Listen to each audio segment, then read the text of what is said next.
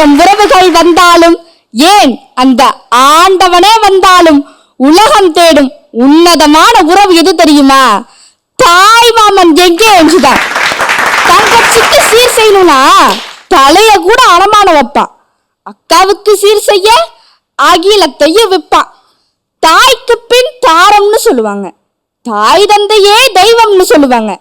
தமிழ் இனிக்க தத்துவங்கள் இருந்தாலும் தேன் தமிழில் புகழ் பாடும் தமிழகத்து பக்கம் வந்து உண்மையான உறவு நான் என்னன்னு கேட்டு பாருங்க. சும்மா அதிருமுள்ள மாமா பேரு எல்லைக்கு ஒரு காவல் தெய்வம் ஏந்து நின்று காவகாகிற மாதிரி வீட்டுக்கு ஒரு தாய் மாம மார்கட்டி வந்து நிப்பா.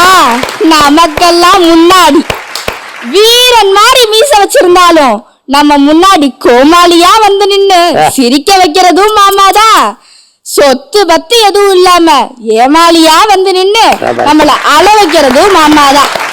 பிரச்சனைன்னு ஒண்ணு வந்தா முத கேள்வி அப்பா என்ன கேட்பாங்க?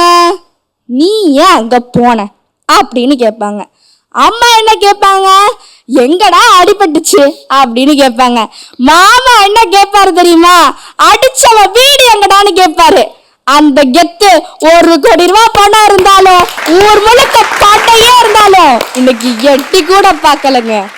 வம்பு பண்ணி வாய் பேசி 100 சண்டை போட்டாலும் உடன் பிறந்தவளை கைப்பிடிச்சு தார வாத்து கொடுக்கையில கண்ணில் தண்ணி தார தாரையா கொட்டும். அந்த தங்கச்சிக்கு பிறந்த புள்ள தான் புள்ளையோட தாய் மாமா மனசுல கொஞ்சம் வசந்துதான் நிக்கும். அக்காவுக்கு ஒண்ணுன்னு வச்சுக்கோங்களேன், முத ஆளா ஓடி போய் நிப்பான். அங்க அக்கா புருஷன் மதிக்கவே மாட்டாரு. அங்க போய் 3 நாளைக்கு தங்கி இருப்பான். அதனால சொரணை கெட்ட தாய் மாமே அப்படின்னு நினைச்சுக்காதீங்க.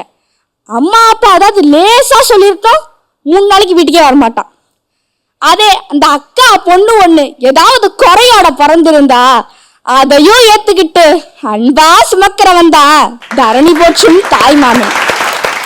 முதல்ல சட்டை வாங்கி கொடுத்தது யாரு? மாமா தான். முதல்ல பேனா வாங்கி கொடுத்தது யாரு? மாமா தான். முதல்ல சைக்கிள் வாங்கி கொடுத்தது யாரு? அதுவும் மாமா தான். எல்லாத்தையும் முன்னாடி வாங்கி கொடுத்த மாமாவுக்கு முன்னாடி எல்லாமே பின்னாடி. சேலை தண்ணி தொட்டு வைக்கணுமா? மாமாவை கூப்பிடுங்க. பேரு ஒண்ணு வைக்கணுமா? மாமாவை கூப்பிடுங்க. பிறந்த முடி எடுக்கணுமா? மாமாவை கூப்பிடுங்க.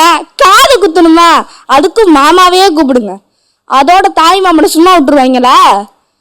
பூ பெய்து விட்டாலே முதல் செய்தி என்ன? மாமாவை கூப்பிடுங்க. சீர்சனத்தை செய்யணுமா?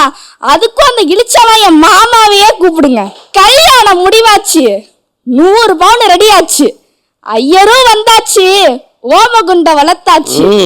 1000 பேர் வந்தாலும் தாலி எடுத்து கொடுக்க மந்திரியே வந்தாலும் தாய் மாமா மாலைக்கு அப்புறம் தாங்க கல்யாண மாலையே.